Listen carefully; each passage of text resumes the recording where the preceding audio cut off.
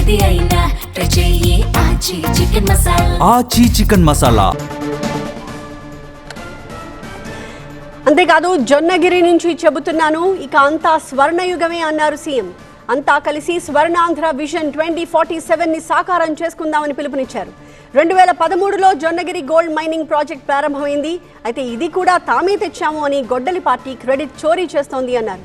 ఇవాల్టి నుంచి జొన్నగిరి పేరుని స్వర్ణగిరిగా మారుస్తున్నామని ప్రకటించారు సీఎం చంద్రబాబు.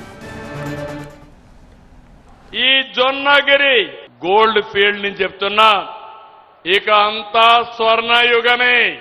అంతా కలిసి స్వర్ణాంధ్ర 2047 నిజం చేసుకుందాం. ఇది అసాధ్యమేం కాదు. ఇది 2013లో ఈ ప్రాజెక్టు స్టార్ట్ అయింది.